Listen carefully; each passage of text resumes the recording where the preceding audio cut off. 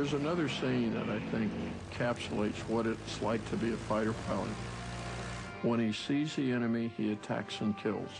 Anything else is rubbish. That was spoken by Baron von Richthofen in 1916.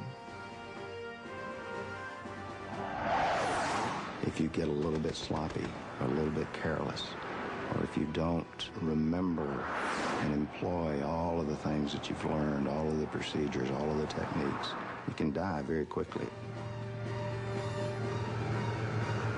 The progress from World War I to the present is staggering. The SPAD-13 had a top speed of 130 miles per hour.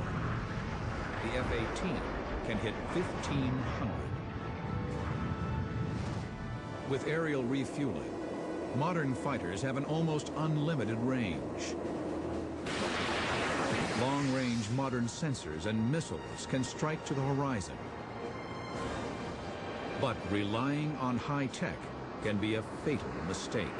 Radars go out, pilots make mistakes, missiles don't work. All kinds of things can happen during the mission to keep you from getting the kill that you think you're going to get at 25 miles and you don't get it at all.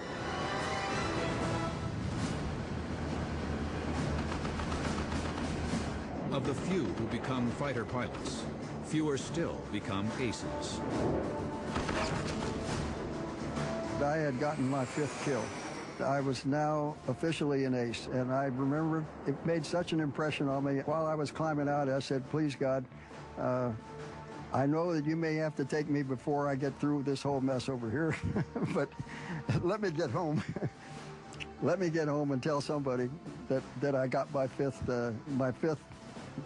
kill and became an ace. Manfred von Richthofen had 80 kills. Thomas B. McGuire with the United States Air Force had 38. Otto Kittel had 267.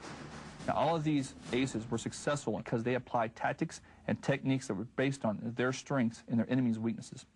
They took the fight to the enemy and fought on their own terms. But keep in mind, they also had one other thing in common. They were all killed in 1v1 air combat. You can't afford to let your guard down, and by no means should you ever go against your own recommendations or your own techniques. You go beyond, you're going to lose the fight and possibly kill yourself and someone else. What does make the difference between a great fighter pilot and a good fighter pilot? Call it a fighting spirit. You had to want to do it. You had to want to go up there every day and do it.